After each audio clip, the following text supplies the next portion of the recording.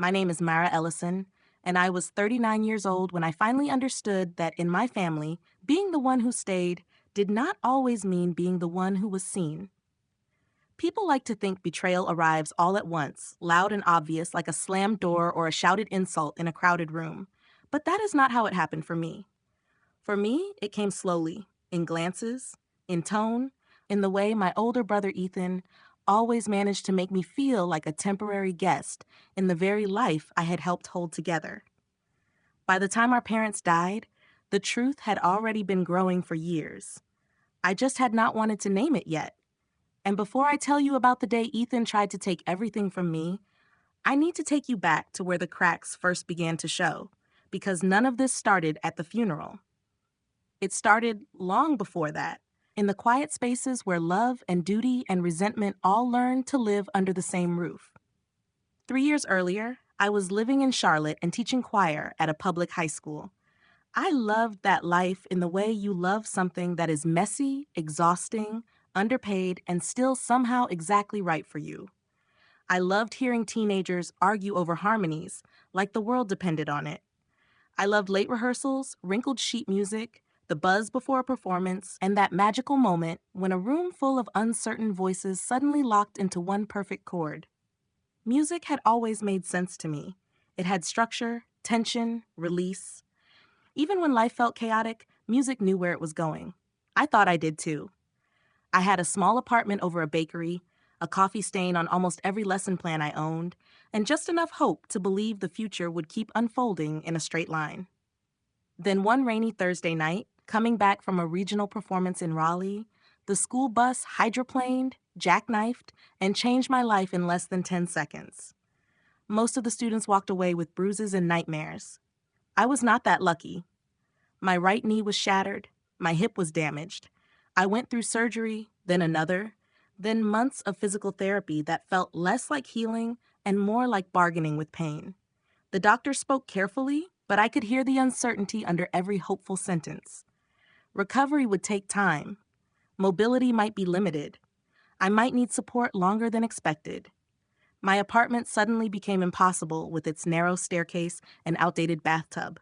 My job tried to be patient, but patience has a budget, and eventually real life closes in around other people's sympathy. I remember sitting in a sterile rehab room, staring at the window, and realizing that everything I had built was slipping out of reach at once. That was when my parents called and told me to come home. Just until I got stronger, they said. Just until I got my footing back. I said yes because I did not have the energy to be proud. Home was Ellison Orchard in Henderson County, North Carolina, the place where I had grown up counting apple crates, sneaking cider donuts before they cooled, and swearing I would one day leave for a bigger life. It was beautiful in a way that could break your heart if you let it. Rows of trees folding into the hills, a white farmhouse with green shutters, a weathered market building that smelled like cinnamon, earth, and old wood, and the kind of sunsets that made people pull off the road just to stare. Coming back felt like surrender at first. I moved into my old room and told myself it was temporary, but temporary has a way of stretching when life keeps finding new reasons to hold you in place. My father's Parkinson's had worsened more than he admitted over the phone. My mother's heart condition left her breathless after climbing even a few stairs. What began as them helping me recover quietly became me helping them live. At first, I still believed I would return to Charlotte. I kept my conductor's baton in the top drawer of my dresser like a promise. I did my exercises, tracked my progress, and marked imaginary deadlines in my head. But then, my father started having bad mornings where his hands shook too hard to hold a coffee mug. Then my mother had a frightening episode one night and ended up in the emergency room.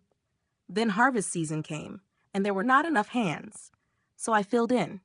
I answered supplier calls, updated payroll records, worked the market register, balanced invoices, handled online orders, and learned more about fertilizer costs and refrigeration repairs than I had ever wanted to know. I drove my mother to specialists. I organized my father's medication.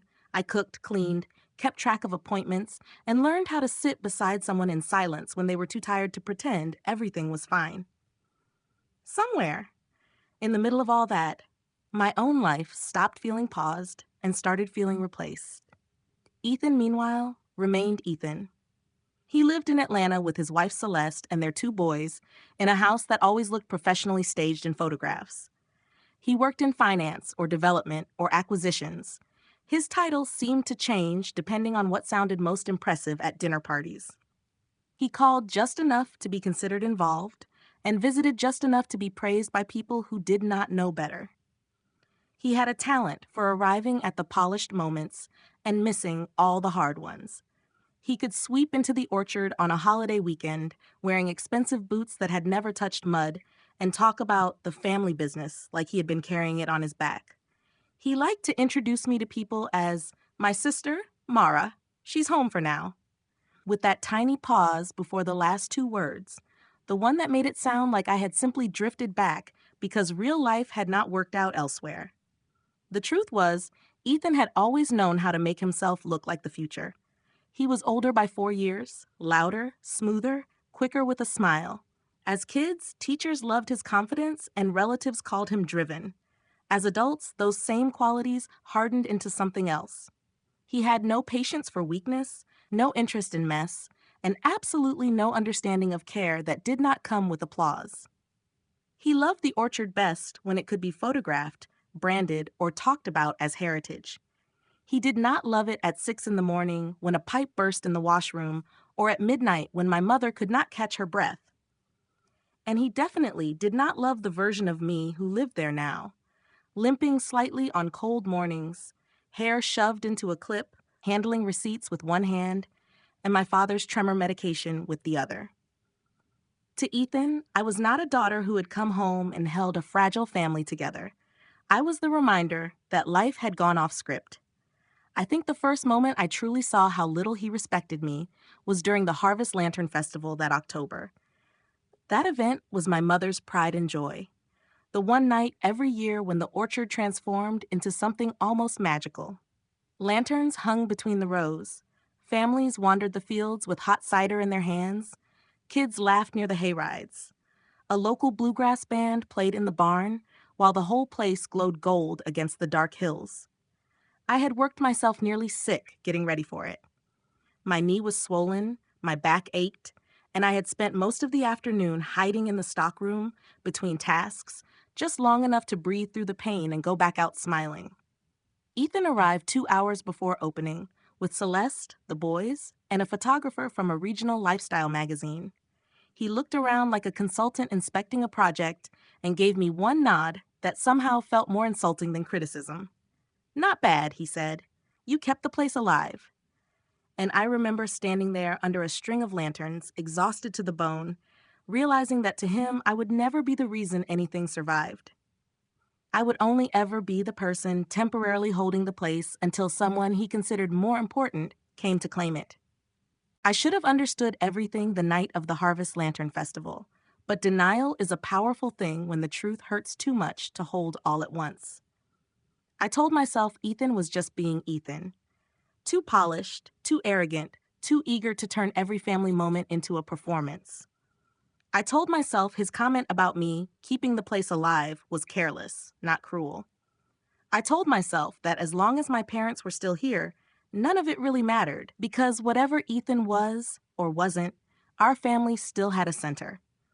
My mother still walked through the market with a sweater around her shoulders, straightening jars of apple butter that did not need straightening. My father still stood at the barn doors at sunset, hands tucked into his vest pockets, surveying the rows like a man reading a familiar prayer.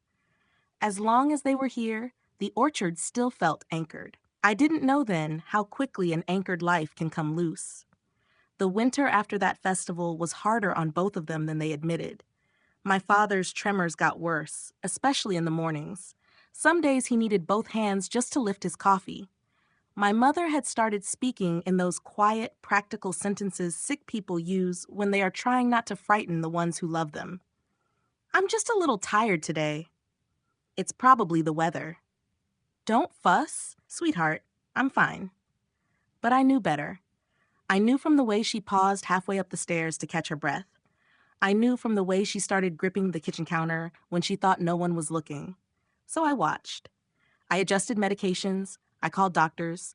I took over more and more at the orchard without announcing it because that is how care usually happens.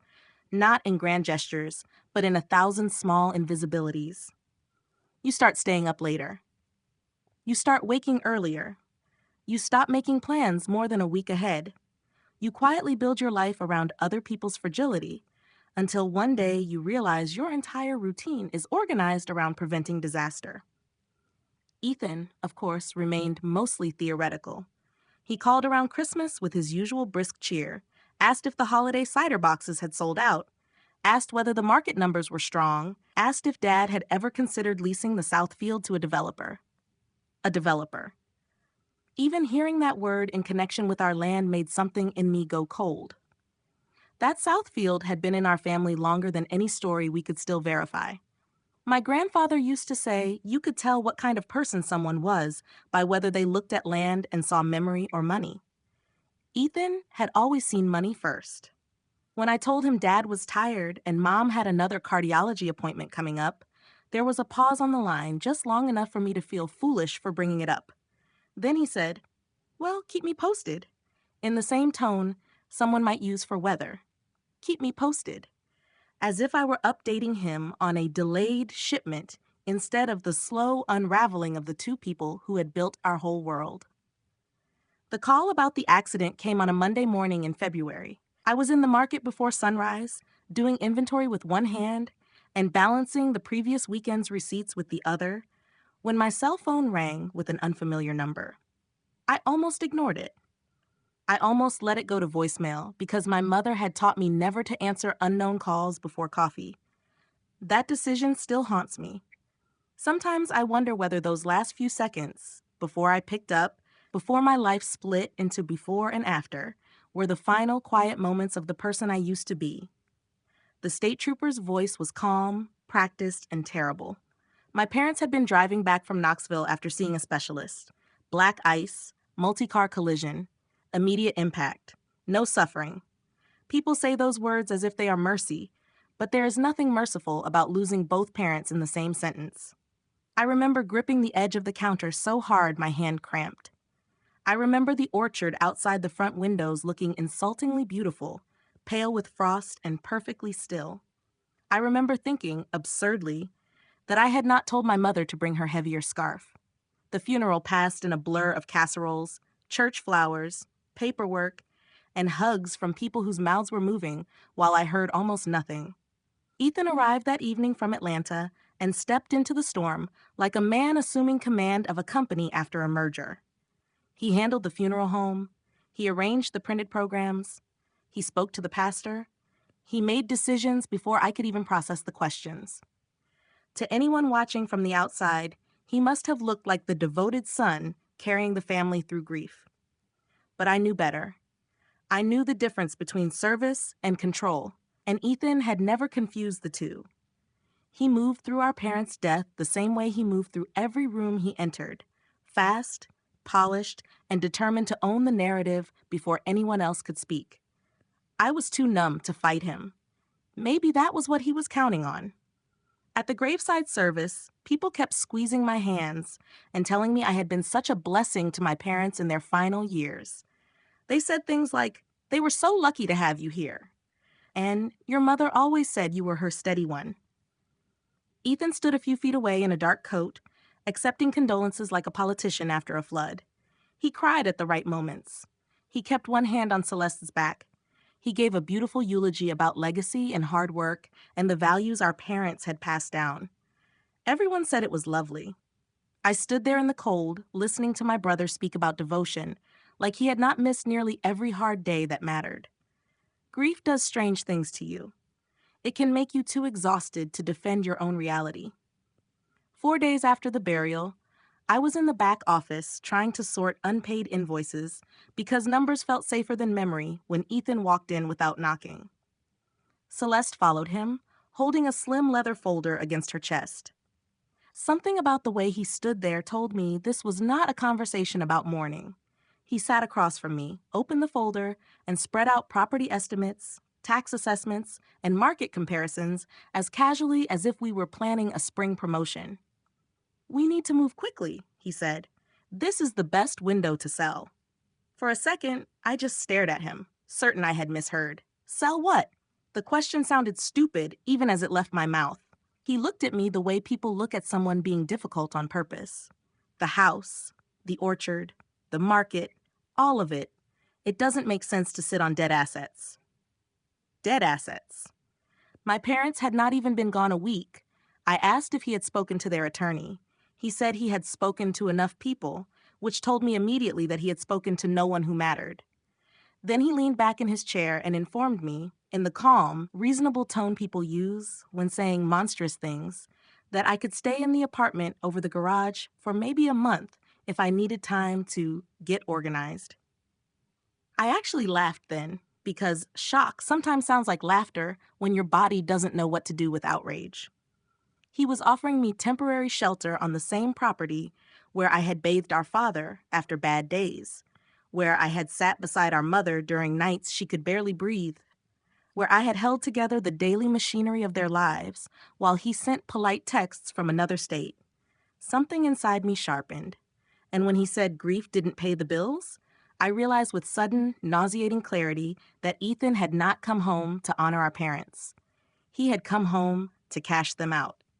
That night, after Ethan walked out of the office and left his words hanging in the air like something toxic, I sat alone at my father's desk long after the market had closed.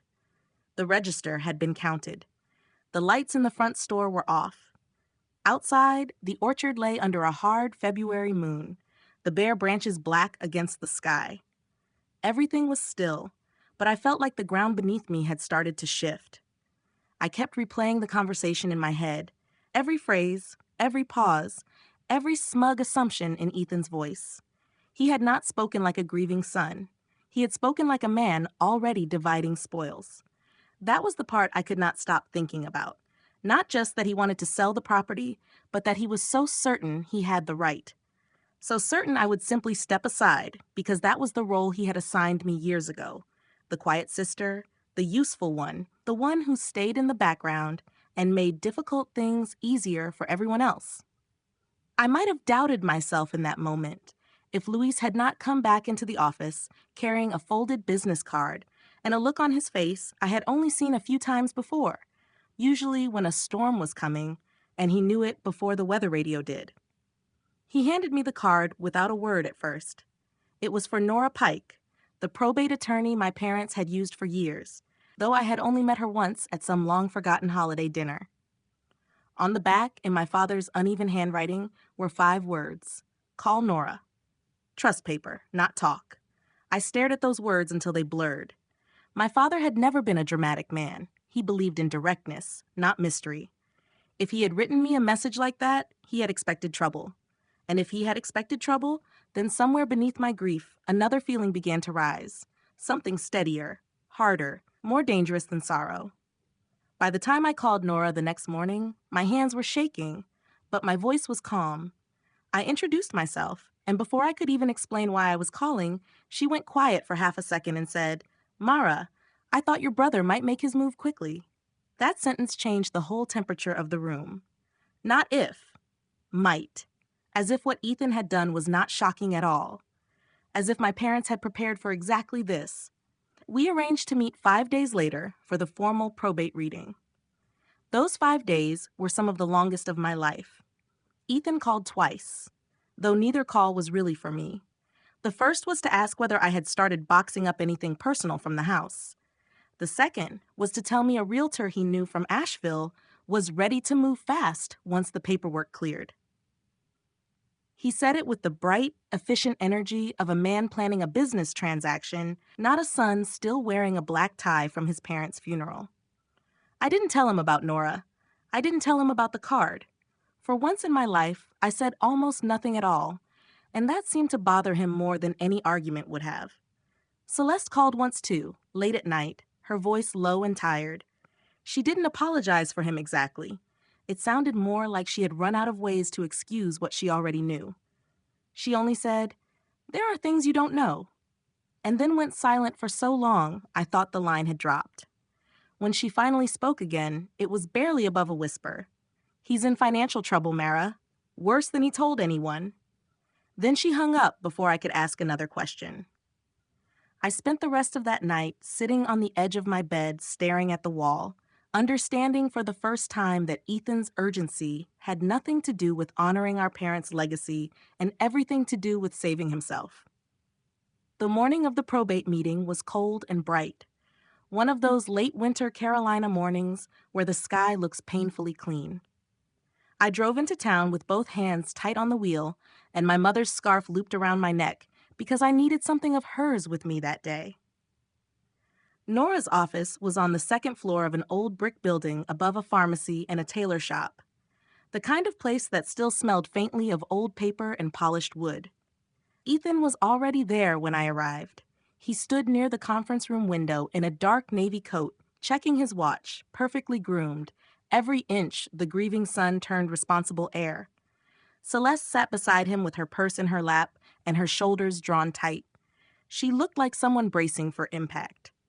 Ethan glanced at me and gave me the kind of thin smile people use when they believe the outcome has already been settled.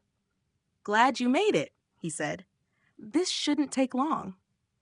That was the moment I knew he still thought he was walking into a formality. He thought the meeting was just a stamp on the future he had already chosen for all of us. Nora entered carrying a thick binder, not the slim file Ethan was clearly expecting. 2 other people came in behind her, one a trust officer from the bank, and the other a witness there to document the proceedings. Something changed in Ethan's face when he saw them. It was small, but I noticed it, a flicker, a crack in the confidence. Nora greeted us, took her seat, and folded her glasses carefully on the table before speaking. She began not with the house or the orchard, but with a simple question directed at Ethan. "Mr. Ellison, have you seen the executed estate documents?" He answered too quickly. "Yes. Mother kept a copy at the house." Nora nodded once and said, in a voice so calm it almost sounded kind, "A household summary, yes, not the executed documents."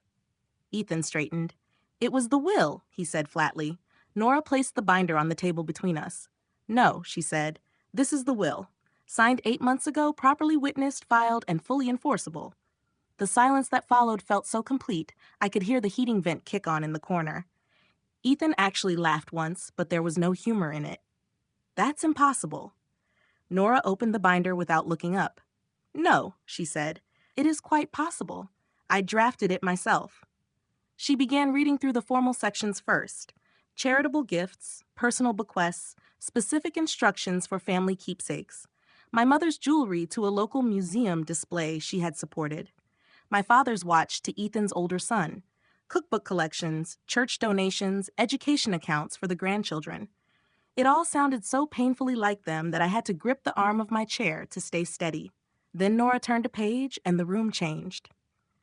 "To our son, Ethan Robert Ellison," she read, "we leave our investment portfolio, currently valued at $6.8 million, to be placed in a managed trust with controlled distributions." Ethan's chair scraped sharply against the floor as he sat up. "A trust?" he said, almost choking on the word. Nora kept reading. "This structure reflects our concerns regarding prior speculative investments, short-term debt exposure, and repeated efforts to pressure us into selling family property." Celeste closed her eyes. Ethan went white, then red. I didn't move. I barely breathed. Because even before Nora read the next line, I knew. My parents had seen him. They had seen everything. And in another few seconds, I was about to find out whether they had truly seen me too. Then Nora turned another page, lifted her eyes briefly, and read the sentence that changed everything. "To our daughter, Mara Jean Ellison, we leave the residence, the orchard business, the market, all associated equipment, and controlling authority over Ellison Orchard and Market in full." For a second, I honestly thought I had heard her wrong. Not because I didn't understand the words, but because I had spent so many years being treated like the temporary one, the extra one, the daughter who came back because life had forced her to, that hearing my parents place that kind of trust in me felt almost unreal. Ethan reacted before I could. He pushed back from the table so hard his chair legs scraped across the floor. "No," he snapped. "Absolutely not. That is not what they intended." Nora didn't flinch. She just turned one more page and continued in the same steady voice. We make this decision because Mara has preserved the daily life of this family through sacrifice, labor, and love. She has cared for us, protected the orchard, and carried responsibilities that were never convenient, glamorous, or publicly visible. She has earned not only our gratitude, but our confidence. My throat closed so fast I could barely breathe. I stared down at my hands, because if I looked at anyone in that room, I knew I would completely fall apart. Ethan started talking over her then, first in disbelief, then in anger, throwing accusations into the air like one of them might become true if he said it loudly enough. He implied I had manipulated our parents. He implied I had isolated them. He implied I had somehow pushed them into changing the will while they were vulnerable. Celeste whispered his name once, probably to get him to stop, but he was too far gone now.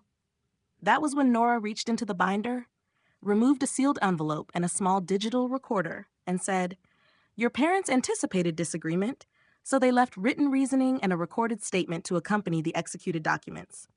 The room went still. Ethan stopped speaking. I stopped breathing again. Nora pressed play, and a second later my mother's voice filled the conference room. Weak, yes. Tired, yes. But clear. So heartbreakingly clear that I felt my whole body go cold. "Mara," she said, "if you're hearing this, then I need you to listen carefully. You were never the child who came home because she failed. You were the child who came home and stayed when staying was hardest." I broke at that line. Completely. Quiet tears, then shaking shoulders, then the kind of grief that burns all the way through your chest because it is mixed with relief. Relief that she had seen me. Relief that my father had too. Then my father's voice came on, slower, rougher, but steady. "We know what Ethan thinks strength looks like. We know he mistakes polish for character and urgency for wisdom. But an orchard doesn't survive on speeches. A family doesn't either." I heard Ethan make some strangled sound beside me, but I couldn't look at him. My father kept going. "Mara carried this family when there was nothing to gain from it. No audience, no reward, just duty, just love. If this property stays whole, it will be because of her." The recording ended in silence, so complete it felt sacred. No one moved for several seconds. Nora let that silence sit there, then calmly reviewed the remaining trust provisions, education funds for Ethan's children, restrictions on the sale of certain parcels, and the formal transfer process. Ethan barely seemed to hear any of it. He sat there staring at the table, his jaw tight, his face drained of color. Whatever story he had told himself about being the obvious heir, the rightful decision-maker, the son who would step in and take control, it had just collapsed in front of witnesses. After the meeting ended, I signed paper after paper with hands that still trembled. My name on transfer documents, my name on authority forms, my name on the future Ethan had already tried to sell. When I finally stepped out into the hallway, I felt wrung out, hollow, furious, grateful, and heartbroken all at once. Ethan followed me a minute later. Celeste stayed behind, probably because she knew whatever happened next had been coming for years. He caught up to me near the stairwell, and for the first time in my life, he did not look superior. He looked desperate. "You don't understand," he said. And I remember almost laughing, because that sentence had spent years trapped inside me, not him. Then he told me the truth, or enough of it to matter. Failed investments, personal guarantees, a collapsing business deal. Debt stacked on debt until he was nearly $900,000 under. He had not been trying to protect the family assets. He had been trying to liquidate them before his own life swallowed him whole. I needed access, he said, and there it was. Not grief, not legacy. Need. Raw, selfish, panicked need. I looked at him for a long time before I answered. This was the brother who had called our land a dead asset. The brother who had offered me the garage apartment like I was a guest in my own home. The brother who had turned our parents' funeral into a countdown to a real estate listing. Part of me wanted to say everything I had swallowed for years. Every insult, every dismissal, every time he made me feel small for being the one who stayed. But standing there with my mother's scarf still around my neck, and my father's words still echoing in my head, I realized I didn't need to destroy him. The truth had already done that, so I said the only thing that mattered. "You were willing to sell our parents in pieces to save yourself." He flinched like I had slapped him. Good. Then I told him what I was and was not willing to do. I would not let him touch the orchard. I would not hand him money to patch over consequences he had created, but I would make sure his boys were protected. Tuition would be paid directly. Education funds would remain intact. The children would not lose their future because their father mistook image for stability. He stared at me like he couldn't decide whether to be angry or ashamed. Maybe he was both. The months after that were the hardest and clearest of my life.